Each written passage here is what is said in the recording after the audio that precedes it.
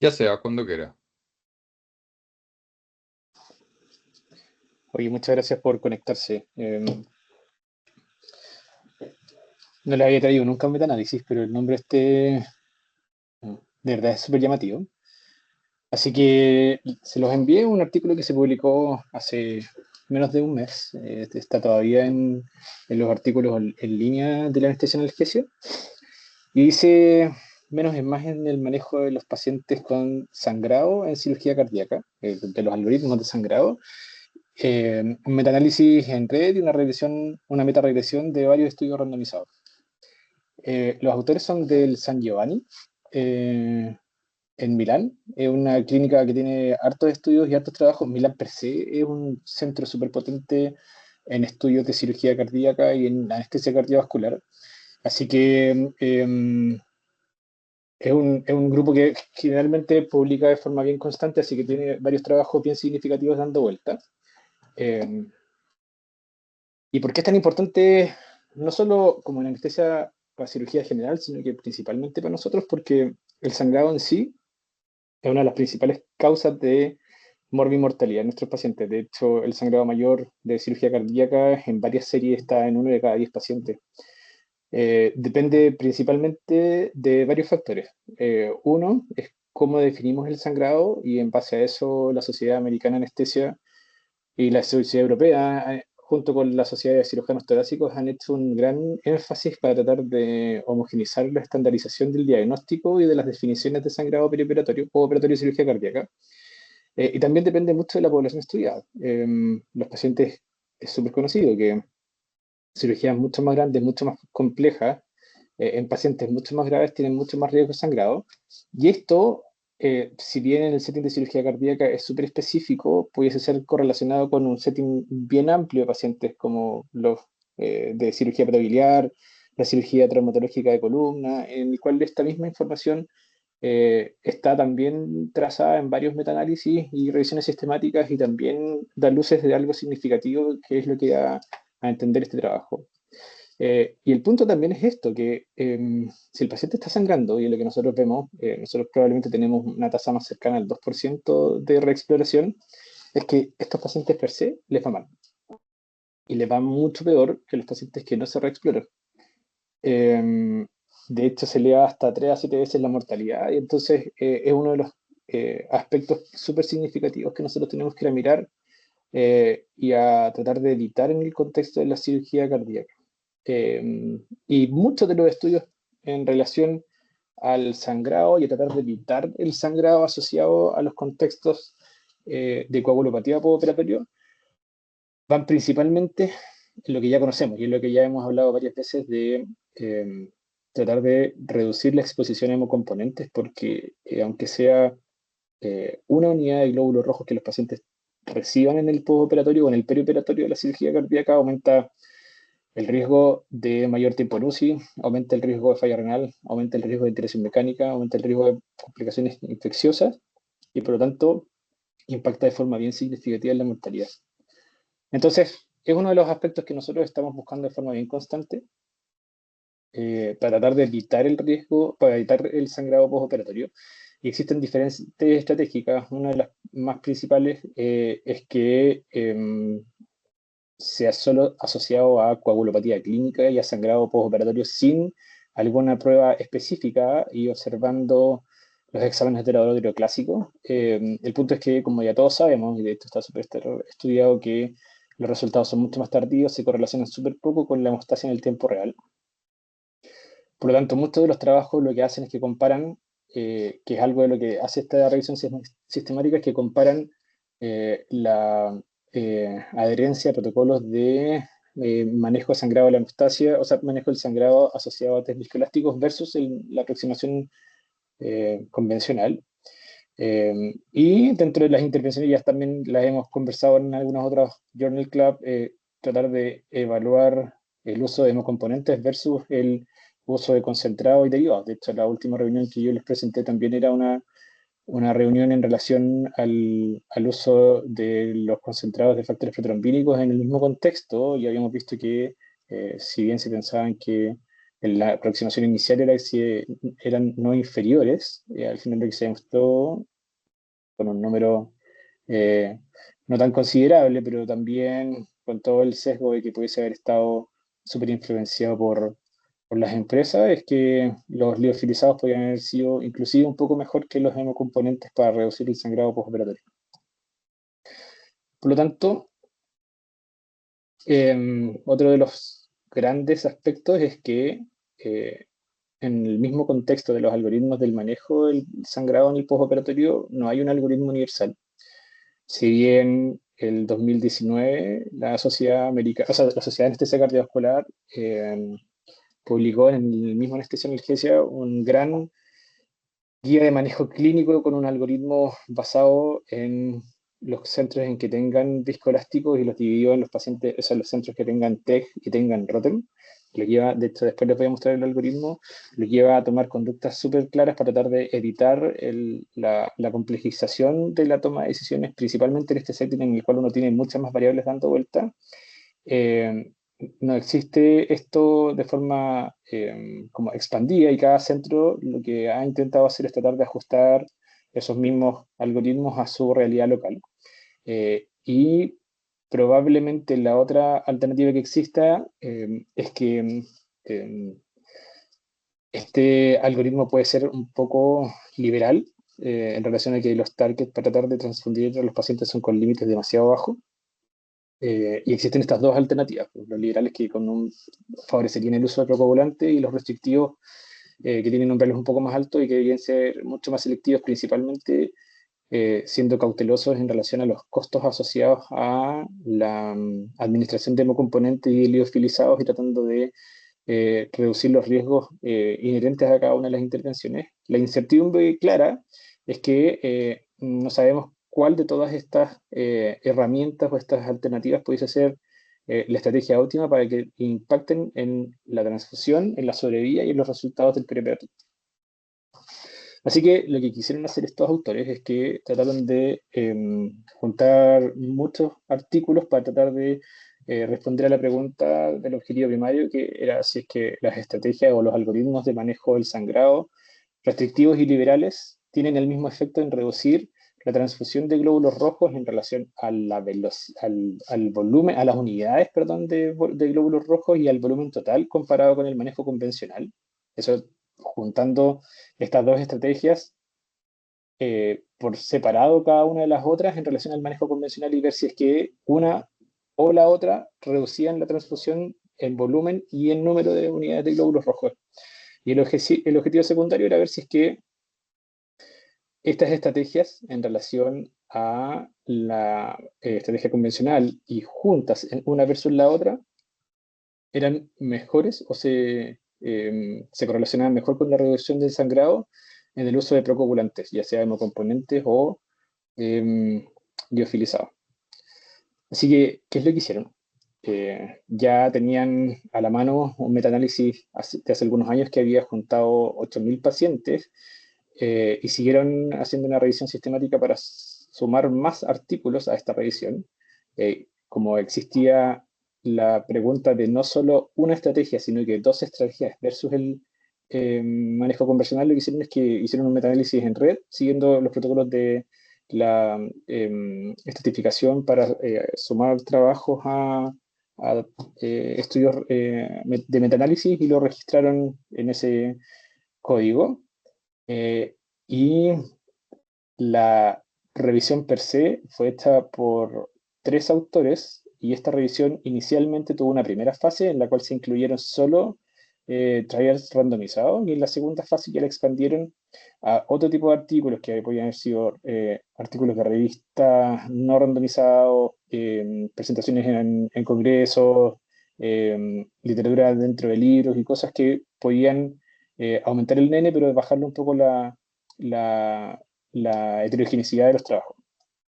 Así que lo que plantearon fue, vamos a estudiar a los pacientes sometidos a cirugía cardíaca electiva, no cirugía de emergencia, con manejo perioperatorio del sangrado por viscoelásticos, y eso lo comparaban con, tiene que estar siempre comparado con una estrategia convencional, Y los grupos de comparación que ellos establecieron, y aquí está el punto de por qué hicieron un metaanálisis en red, es que lo compararon los convencionales en base al juicio clínico, al laboratorio estándar, TPL, TPK, filinógeno por muestra por métodos convencionales, versus dos estrategias que las definieron de forma arbitraria como un algoritmo liberal, en el cual establecían umbrales mucho más bajos para dar procoagulante o algoritmos restrictivos en los cuales tenían umbrales un poco más altos y con un uso un poco más selectivo.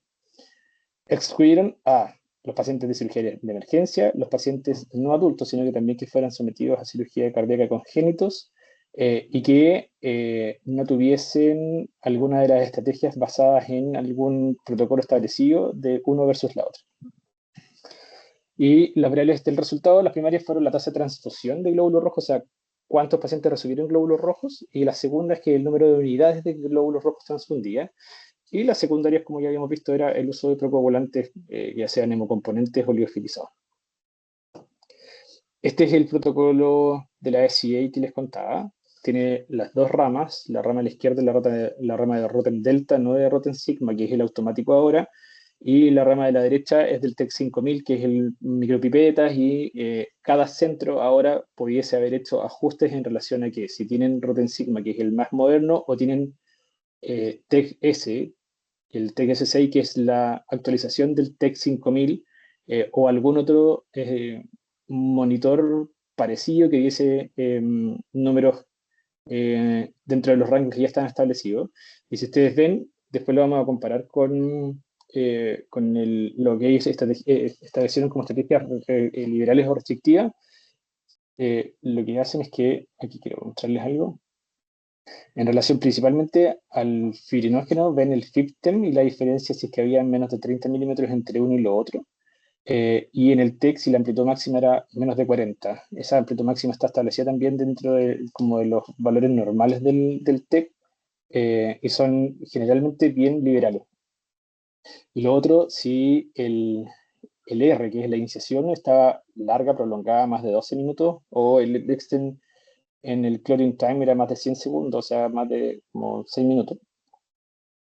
Y si es que la amplitud máxima, de nuevo, para el uso de plaquetas era baja y también no había una diferencia significativa pensando en que el A10, que es como a los 10 minutos desde que se abrió el coágulo en el ROTEM, tenía más signos de que tenía fibrinógeno normal y no déficit plaquetario. Ahí arriba está como la diferencia de los nombres en uno versus el otro. El R, el K, el ángulo y la amplitud máxima, lo que está en negro es de TEC 5000 y lo que está en rojo es de Rotem. Y acá está lo que ellos establecieron como diferencia entre restrictivos y liberales.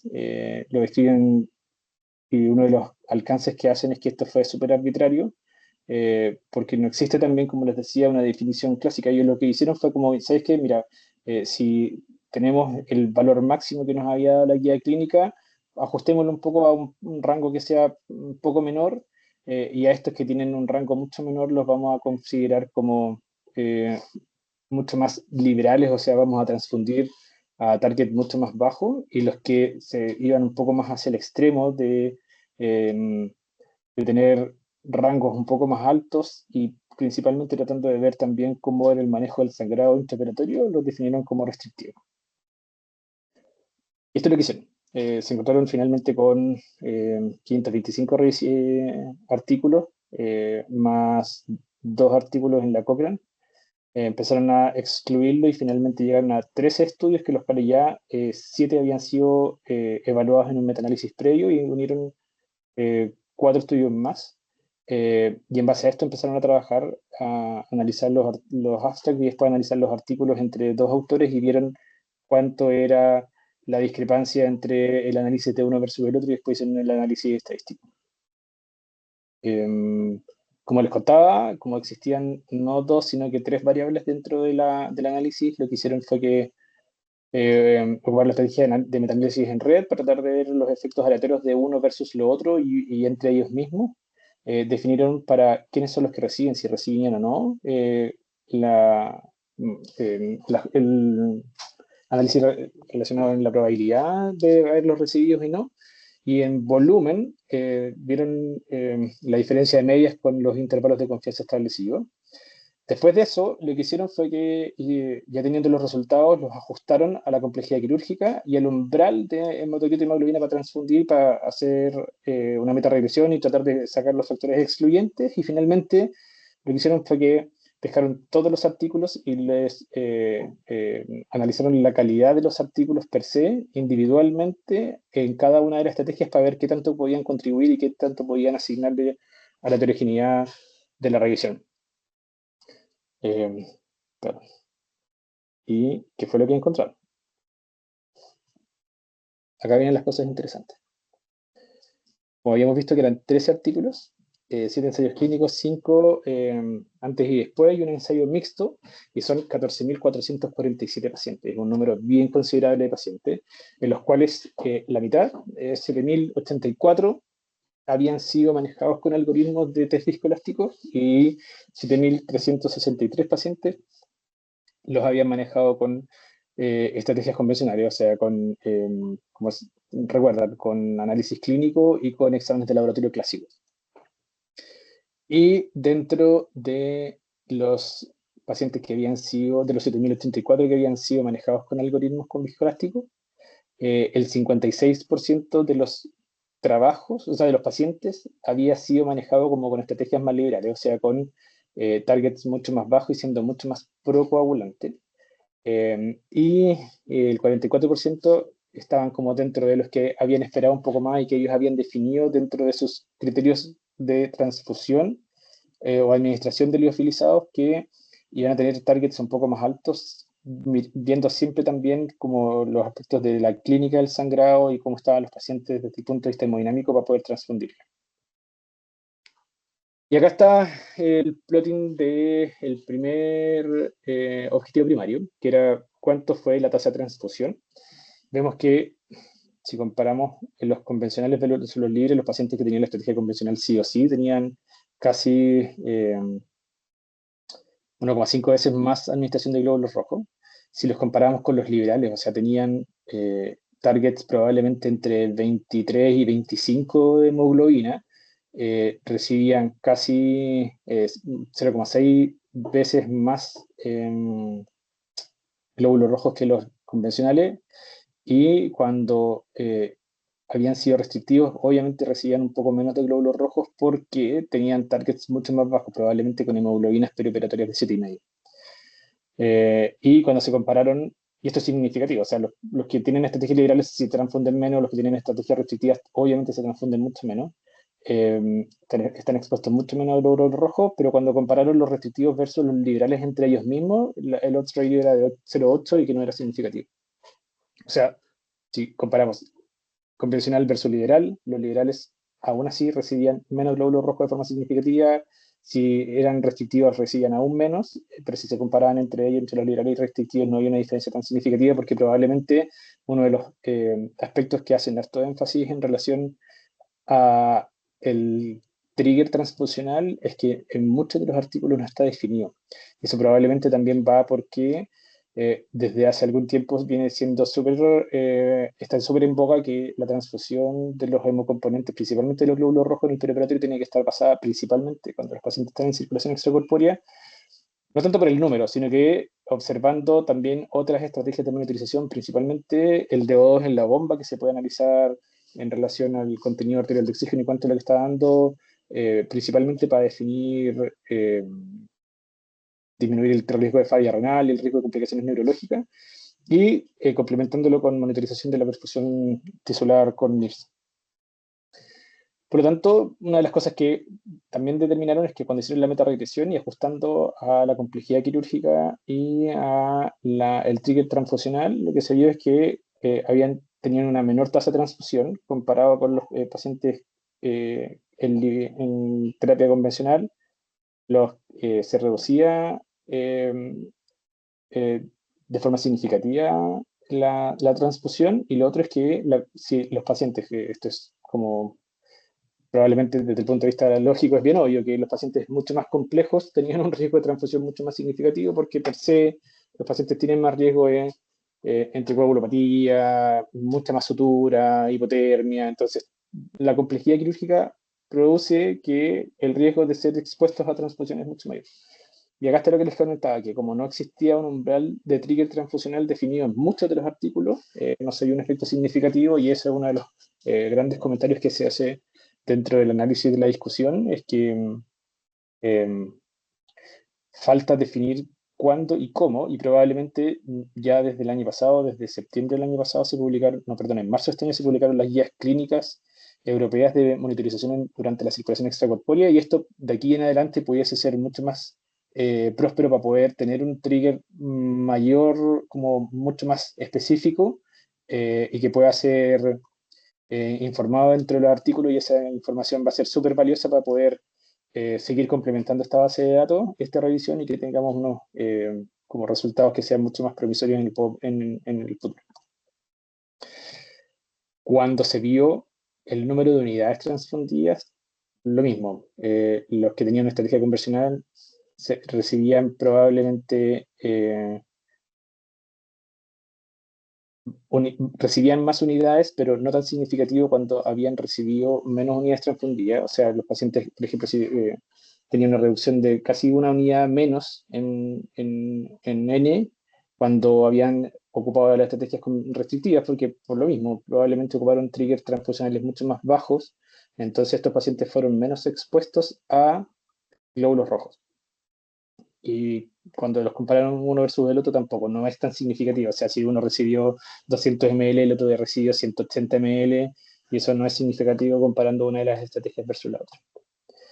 En el outcome secundario se ve que en los algoritmos restrictivos y liberales, los dos ramas comparados con ellos per se recibieron menos hemocomponente y menos liofilizado. Los restrictivos, como se ve, recibieron 8% de plasma versus los liberales que recibieron uno de cada 4 pacientes recibió plasma.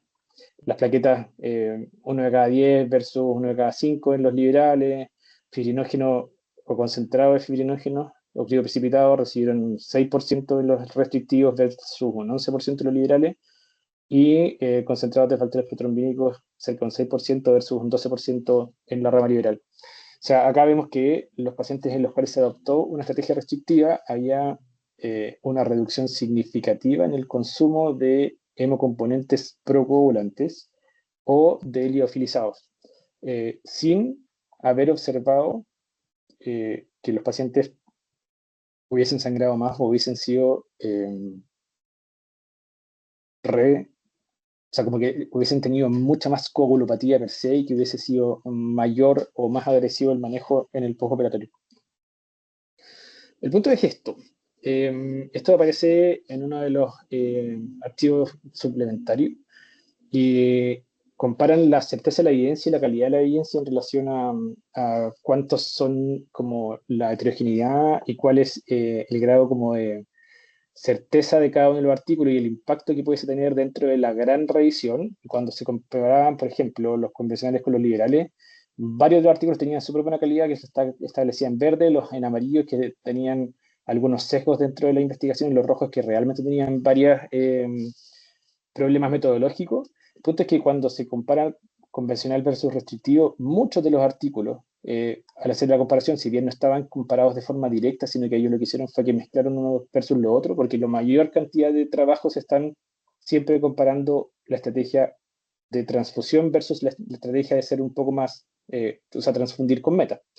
Entonces, lo que varía finalmente son los targets. Entonces, se vio que en esta estrategia, como debe ser conservadores versus liberales, en relación a la estrategia A, que era el objetivo primario de recibir o no recibir glóbulos rojos, mucha de la evidencia tiene mala calidad per se. Entonces, esta conclusión pudiese modificarse de forma bien significativa cuando se sigan publicando artículos y se vuelva a hacer una nueva revisión. Y esto que es en el volumen de glóbulos rojos que habían recibido, lo mismo. También los pacientes que tenían estrategias liberales versus los convencionales, la mayoría de los trabajos tienen súper buena calidad, a diferencia de cuando se comparaban estas dos estrategias por lo mismo, porque desde el punto de vista metodológico no está establecido, porque como no está bien conocido cuáles podrían haber sido estos targets, la evidencia tendría a ser de no tan buena calidad. Y partamos con la discusión. Finalmente, tratando de, como les decía, de que analicemos el nombre del artículo y cuál puede ser el impacto en nuestro día a día, principalmente en los pacientes que están sangrando, y que también esta información, si bien pudiese hacernos tomar alguna decisión, pudiese poder como extrapolarse a otras poblaciones. Esto es lo primero que dicen en la discusión, que los algoritmos de manejo del sangrado post cirugía cardíaca basado con test viscoelásticos son superiores a las estrategias convencionales, ¿ya? En relación a que los pacientes, cuando, si vemos finalmente el target de las transfusiones de hemocomponentes, que si de forma dirigida, en base a test viscoelástico, los pacientes en liberal versus conservador tienen menor transfusión de glóbulos rojos y tienen menor volumen de unidades de glóbulos rojos transfundidos. Entre estos dos, la reducción es escasa. O sea, los que tienen estrategias restrictivas no reciben tanto menos volumen que los con estrategias liberales, pero sí, si los comparamos, cada uno, como lo vimos adelante, por sí solo, recibe menos glóbulos rojos que solo cuando ocupamos estrategias clínicas o con exámenes convencionales. Y que las estrategias liberales tienen, como habíamos visto en el objetivo secundario, tienen un mayor uso de cualquier tipo de procoagulante, probablemente, como les decía, porque los targets de transfusiones son con valores dentro de los test viscoelásticos mucho más bajos. Entonces, la decisión se tomaba sin tanto como el aspecto de ir viendo la dinámica del sangrado, sino que diciendo, oye, ¿sabéis que si el algoritmo me dice que tengo un MCF de menos de 40, tengo que saber transfundirle plaquetas? Así, tal cual. Eh, y al guiarse por eso, obviamente, como el target era mucho más bajo, los pacientes recibieron mayor cantidad de transfusiones de plasma, de plaquetas y o de liofilizado. Y hacen una comparación súper significativa con este otro trabajo, que está publicado hace 7 años atrás en el Canadian, y en el cual se observó que usar los test viscoelásticos en cirugía cardíaca de forma constante, pese a que los canadienses son súper pro test viscoelásticos y son súper pro de ser mucho más liberales en relación a la administración de hemocomponentes y de principalmente de liofilizado, había una débil asociación con reducción de los pacientes que requieren y que reciben glóbulos rojos con un riesgo relativo de 0,9. El punto es que lo que dicen ellos es que estos son 8.029 pacientes y acá fueron 14.000. Y lo diferente es que acá, aparte, se compararon otras dos estrategias, que era no solo BET versus no BET, sino que BET restrictivos, BET liberales versus estas otras dos cosas. Y que cuando comparábamos estas dos, inclusive, el riesgo relativo de recibir glóbulos rojos era más bajo que si hubiesen no sido manejados con una estrategia como de test viscoelástico.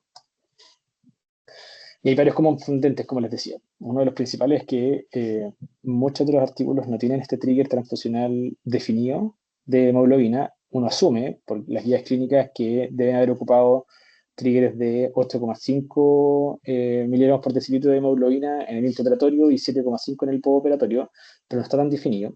Y lo otro es que tampoco está tan bien definido cuál es el porcentaje de cirugías de alto riesgo. De hecho, hay muchos de los trabajos en los cuales solo se citan con cirugías de alto riesgo y probablemente esos pueden ser confundentes en el análisis final, porque como ya se vio, los pacientes con sangrado significativo generalmente tienden a ser en pacientes con cirugías de mucho más alto riesgo. Otro de los aspectos súper importantes, y que de hecho yo creo que es lejos lo que más nos debiese llamar la atención, sobre todo en el nombre, es que sabemos que los episclásticos son caros. Pese a que han ido descendiendo y bajando de precio y son mucho más asequibles en el último tiempo, eh, siguen siendo considerables, sobre todo si le tomamos 2 o 3 muestras en el postoperatorio. Pero siempre en el análisis de coste-efectividad y en el análisis de, como desde el punto de vista de los outcomes, tiene que estar sumado lo que les decía al comienzo, de que uno, exponer a los pacientes a hemocomponentes tiene mayores complicaciones. Y lo otro es el precio de los hemocomponentes o el precio de los liofilizados, pero finalmente es el precio también que se le debe asignar a que el paciente pueda estar más días en la UCI, pueda estar más días ventilados, pueda tener más infecciones, pueda tener más falla renal y que eso finalmente a la larga, si comparamos uno versus lo otro, pudiese ser balancear, como lo hemos visto en los otros artículos, la balanza mucho más hacia ser más procoagulante, pero acá se vio que inclusive siendo más conservadores, mucho más restrictivos, aún así se exponían menos y no tenían más tasa de sangrado. Quienes recibieron cualquier tipo de algoritmo basado en viscoelástico recibieron al menos una unidad menos de glóbulos rojos y fue un 23% menor en los pacientes que tenían restrictivos versus liberales, inclusive después de la corrección de la complejidad de la cirugía en relación a los outcomes primarios. Eso es después cuando ya se hizo la metaregresión y se hizo el análisis ajustado para los distintos variables. ¿Se acuerdan que se había visto que inclusive ajustándolo por la complejidad de la cirugía, aún así los pacientes recibían menos glóbulos rojos siendo guiados con estrategias conservadoras o restrictivas versus los liberales? Entonces, probablemente a lo que debiésemos ir es tomar las guías clínicas, revisar los valores, revisarlos y ajustarlos con cada uno de nuestros equipos y poder decir, oye, ¿sabes qué? Si la guía clínica es súper liberal, probablemente ajustemos estos valores a nuestra realidad local y démosle un poco más hacia lo que eran más conservadores con target un poco más alto de transfusión y probablemente pudiésemos observar que tampoco no van a requerir más glóbulos rojos ni van a requerir más hemocomponentes. Y una de las conclusiones también es que utilice siempre algoritmos basados en BET, pero idealmente sea restrictivo en el uso de procoagulantes, porque tendrán el mismo o incluso un mejor resultado a un costo menor. Y esto es balanceando, como les decía, poniendo en un lado tener la disponibilidad y el uso de viscoelásticos de forma regular versus un manejo convencional solo por clínica o por test clásicos que obviamente se demoran mucho más, no reflejan la cinética del sangrado en el intraoperatorio, cuando los resultados ya nos llegan, ya los transfundimos y es como, oye, no sé para qué le tome exámenes porque aumenta el costo de la intervención asociado a que tenía un parámetro que no me sirvió para tomar la decisión, porque finalmente la decisión, la mayoría de las veces cuando no se ocupan test basados, o sea, algoritmos basados en disco elástico, uno llega y ve que el paciente está sangrando y sigue sangrando y pesa todo, el paciente sigue sangrando y los exámenes me llegaron a la hora después. Entonces, uno toma la decisión solamente en relación como a la cinética del sangrado y a lo que uno debiese esperar que está pasando y probablemente eso, si lo comparamos con una decisión establecida solo en relación a la cinética del coágulo tomada por un test viscoelástico, las decisiones van a ser mucho mejor fundadas. Y la fortaleza es que, como les contaba, es lejos el análisis más grande publicado hasta ahora. El que teníamos previamente era de 8.090 pacientes, este son 14.400, entonces es un número mucho más considerable. Lo otro considerable es que los otros metaanálisis han ocupado solo RCTs y este también utiliza algunos otros artículos que sí le pueden aumentar la heterogeneidad y le pueden bajar como el impacto de la calidad de los trabajos. El N tiende a ser mayor. Aparte hicieron este metaanálisis en red porque como ocupaban 3 parámetros y no 2 para hacer la regresión, y en la metaregresión ajustaron a la complejidad de la cirugía y como también lo hicieron en relación al trigger transfusional, pero como no estaba establecido en la mayoría de los trabajos no tuvieron resultados favorables. Y lo más importante es que la relevancia clínica directa va en relación a la seguridad, como decía, probablemente menos es más, y en relación a la contención de costos. Las debilidades es que tiene una alta heterogeneidad. Tiene esto como de la decisión arbitraria del liberal versus restrictivo solo en relación a lo que dijeron hoy, sabes que este tiene target un poco más alto y se repite en este trabajo y se repite en este otro, entonces probablemente definamos que estos van a ser los triggers y todo lo que caiga dentro de esto va a ser liberal y todo lo que está sobre esto va a ser restrictivo. Eh, Como decía también, como los triggers de transfusión no están definidos, los umbrales de transfusión de glóbulos rojos no son uniformes por las distintas características de cada centro.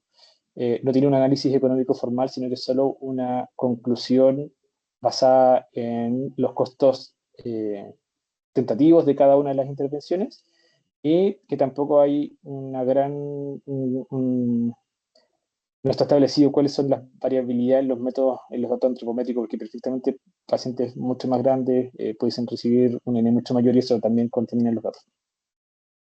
Así que ese es el trabajo, es interesante, pero la clásica de cada uno de los trabajos es que si bien el N es súper significativo, aún así la heterogeneidad es muy alta, así que faltan trabajos para poder definir si es que esta intervención va a ser buena.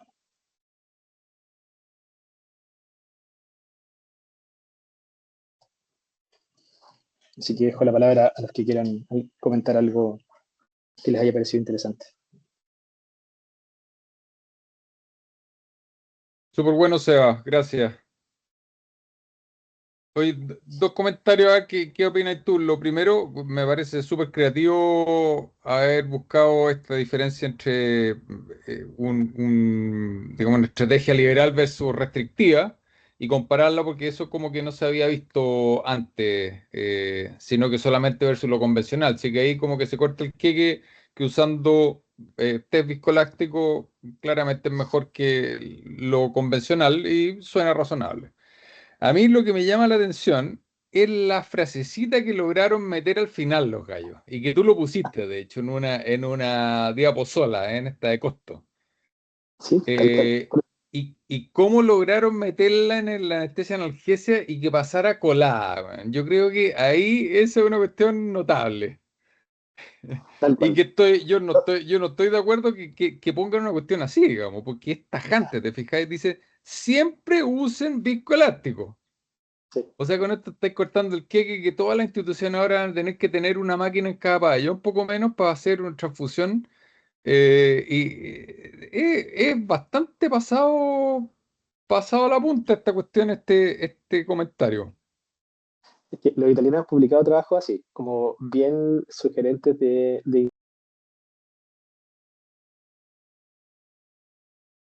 y sí, pues llama la atención mucho, sobre todo pensando en que, como ellos dicen, también dentro de las limitaciones, este no tiene un análisis de costos dentro, pero lo que se puede Justo. inferir, de costos, sí, pues, lo que se puede inferir es que sí o sí, los que no están basados en algoritmos se transfunden más. Perfecto. Eh, y si obvio se transfunden más y los rojos cuestan más caros, los críos cuestan caros, las plaquetas cuestan caras y los liofilizados cuestan muy caros, probablemente, y si eso no se asocia de forma significativa a que el sangrado aumente, pese a que a mí me faltó el hecho de que en ningún lado está cuánto fue probablemente la cuantificación del sangrado, o si es que ¿cómo se llama? Porque uno dice, ya, ¿sabes qué? Sí, pues se transfundieron menos con rojo y se transfundieron menos con procoagulante, pero dejaron de sangrar los pacientes. ¿Al cuánto tiempo se logró la reducción del sangrado? Eh, que son también variables que uno tendría que ver de forma bien dirigida, porque sí, o sea, probablemente eh, se transfundieron menos, pues, pero tuvieron más complicaciones. Es una decisión también súper basada en lo que uno trata de hacer, de que sea una intervención que principalmente contenga los costos y todo, pero no está el análisis de costo y es solo asumir que si somos más restrictivos que liberales, y obvio, mm, aunque seamos liberales, vamos a consumir menos que si los tratamos desde el punto de vista clínico, eso se va a traducir en costos. Es un análisis indirecto, no tiene un análisis medido, pero está dentro inclusive está dentro del nombre, pues se dice así como menos es más, tal cual. Pero llama la Exacto. atención. Totalmente de acuerdo. Sí. Oye, No, solo hacer referencia que lo que estamos viendo es un metaanálisis y un metaanálisis que hace una cosa no novedosa, pero que estira un poco el chicle cuando incluye trabajos que no tienen categoría metodológica fuerte, primero, ¿ya?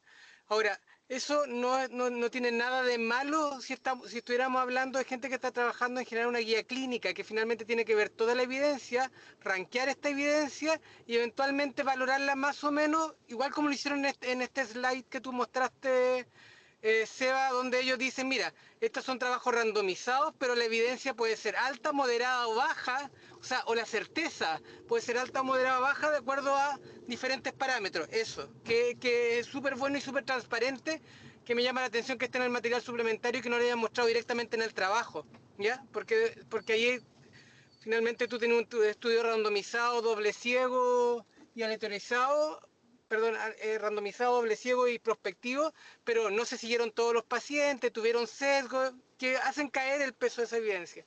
¿Ya? Entonces, en ese contexto, yo creo que ellos llegan hasta la parte del metaanálisis, pero para poder hacer una recomendación fuerte en la práctica, como con metodología grave, necesitan también, más allá de eso, considerar costos, considerar aceptabilidad de los pacientes, considerar peso de la intervención. Por lo tanto, yo creo que sí, estoy de acuerdo con ustedes dos que hay una pasada de revoluciones cuando ellos lo establecen como un facto que debería ser de esa manera, pero eso no va a tener el peso suficiente hasta que no exista una recomendación clínica que siga la metodología que corresponde. sí, yo creo que lejos, lo que la mayoría hace, como les decía, es que cada institución y lo que nosotros estamos haciendo en algún momento es que adaptamos la guía clínica de la SCA para las realidades locales, eh, dependiendo de cuál es el test viscoelástico que tengamos. Y como les decía también, muchos de los test viscoelásticos han ido evolucionando y TEC 5000 ya no existe en casi ningún lado. Proten Delta, que era también el compipeteo, tampoco está siendo ocupado de forma bien significativa. Y lo que se ha ido adoptando en el último tiempo es tratar de hacerlos mucho más fáciles con el cartucho. Que si bien comparando el pipeteo en el laboratorio, o sea, en el laboratorio per se o al lado de la cama del paciente, de la mesa en el pabellón, versus tener cartuchos, reduce de forma significativa los sesgos asociados a la pipetea. Eh, pero lo que falta, porque estas estrategias recién están avanzando de forma bien lenta y progresiva en distintos centros, eh, y la principal causa de que por qué no estén tan masificados también es porque los costos tienden a ser mayores. O sea, tener cartuchos, aunque sea más fácil, tiende a ser más caro. Y si bien en varios centros de Europa grande y en Norteamérica, en Estados Unidos y en Canadá los tienen de forma bien significativa porque es mucho más fácil, es como tener un iStat pero de mostaza en el pabellón.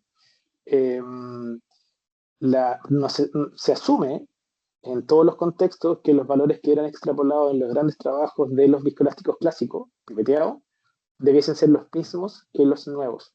Entonces probablemente también hay un sesgo, eh, pero probablemente sacando todas estas variables confundentes y que pudiesen, o sea, lo que hacen finalmente es que meten como los casos controles, los de antes, después, más los RTC, los RCT, lo hacen principalmente para aumentar como el poder del trabajo y darle más N, pero con la transparencia de que muchos de estos trabajos, si bien contribuyen a los números establecidos dentro del análisis estadístico, probablemente, como son tan heterogéneos y con una calidad no tan adecuada, eh, al seguir sumando trabajos, probablemente el poder de cada una de estas intervenciones pudiese ser mucho mayor.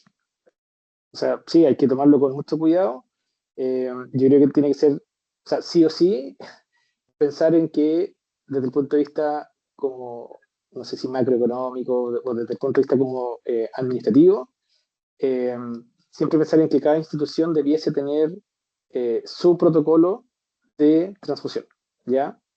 Para tratar de quitar todos los confundentes entre medio de que, oye, no, pero es que yo creo que está sangrando, no, pero es que sabéis que sangró tanto, y no, sabéis que mejor debe tomar fibrinógeno y un IR, lo que les contaba, y que va a llegar de aquí a mucho rato más, y que la intervención finalmente se va a guiar mucho más por la clínica, y en esos pacientes sí o sí está súper establecido que uno es mucho, o sea, no liberal, sino que es mucho más liberal que, ¿cómo se llama? Que teniendo un VET puesto.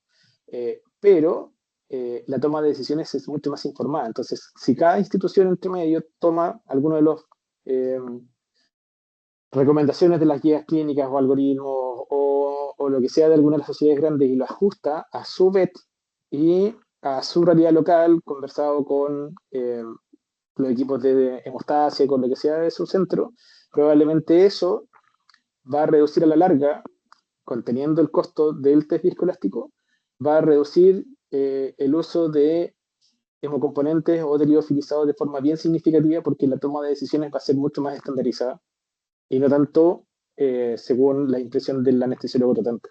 Entonces, probablemente ese es uno de los grandes temas de acá, de que sí o sí, como lo dicen, tener un algoritmo basado en viscoelásticos es mejor que la nada.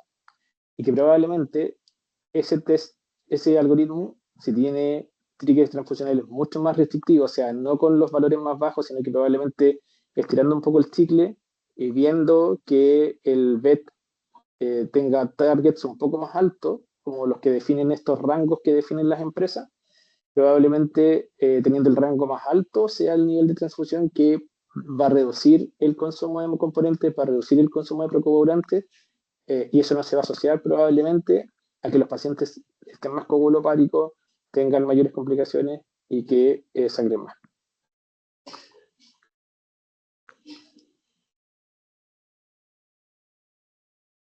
No sé si alguien más tiene algún otro comentario.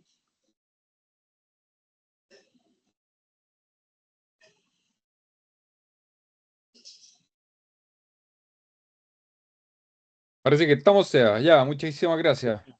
Sí, la Silvana Cavalleria, la que siempre nos comenta algo. La tengo aquí al lado. Está meditando, weón.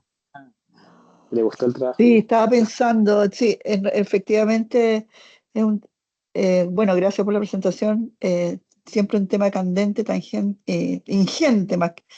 Eh, y por supuesto que las poblaciones son tan distintas a la cirugía cardíaca porque tú en general estás hablando de pacientes adultos en el área nuestra, o en el área que yo conozco más, que es el área de la pediatría. Los pacientes pueden variar en el 500% en su masa y su volumen, en su masa corporal y en su volumen sanguíneo. Entonces, no es tan fácil aplicar estos conceptos, aunque uno trata de aplicarlos, por supuesto. Y uno siempre se pregunta, ya si al final muchas veces pasa que el paciente no se transfunde, no lo transfundimos nosotros, y yo no me quedó claro si hay que ir a las transfusiones totales, porque me perdí en esa parte. Totales, ya. Hasta el alta, digamos. Base de datos entre más. ¿Hasta el alta? Ya. Hasta el alta, Ya. sí, hasta el alta. Ya. Y Sí, es súper dale. variable como el contexto de cada uno. Pero lo que sí es que al comienzo dicen, oye, esto está súper estudiado en distintos contextos y hay un metaanálisis grande que está publicado en el EGA de hace como 2 años atrás que también pues, ocupan varias poblaciones, no tanto como cirugía cardíaca, sino que meten hígado, meten columna, meten trauma, meten neuro, y hacen un análisis más o menos parecido del uso de BET versus nada. No tanto como ser liberales y conservadores, sino que es como uno versus el otro. ¿Qué? Y una última pregunta, Seba. El análisis fármacoeconómico, ¿cuál es por ejemplo, la realidad acá? Porque de repente, probablemente en pediatría es más relevante, porque de repente abrir un liofilizado que en un niño pequeñito, en un recién nacido, se va a ocupar una fracción muy baja de ese liofilizado, versus en los adultos que se ocupa completo, versus transfundir eventualmente una unidad de crioprecipitado versus los varios que tendrías que haber transfundido en un adulto. ¿Ese análisis está hecho aquí en esta metaanálisis? No, no. De hecho, en el FARES, que es el que le había presentado en el semestre pasado, ahí ellos lo hicieron, comparando liofilizados de concentradores de factores protrombínicos versus hemocomponentes. Y sí, pues en este caso, uno pudiese pensar que el costo es mucho mayor. El punto es que también pues, uno va a mirar cuáles son las afiliaciones de cada actores y podría también tener un sesgo en relación a que puede estar un poco marcado al ser el otro lado, pero acá no hay un análisis económico y una de las cosas que dicen, porque si bien esto es solo tentativo y es solo una idea, porque en la suma probablemente al estar menos expuesto a un componente y el biofilizado gastan menos, eh, pero no está dentro de los outcomes los días hospitalizados, los días en ventilador, eso está fuera. Es solo ver una cosa versus la otra en relación a la exposición a transfusiones de glóbulos rojos, el número, y en la transfusión de hemocomponentes. El análisis de los riesgos asociados a las transfusiones viene del metaanálisis antiguo, del 2013, del PRIX, o algunos de los análisis grandes que definieron que exponer a los pacientes a componentes aumentaba el riesgo significativo de complicaciones. Entonces, se cuelgan de eso, decir, oye, ¿sabéis que si se transfunden menos van a tener menos complicaciones? Entonces, probablemente por eso el impacto va a ser que si somos más restrictivos, vamos a gastar menos con la misma efectividad. Pero no está el análisis económico.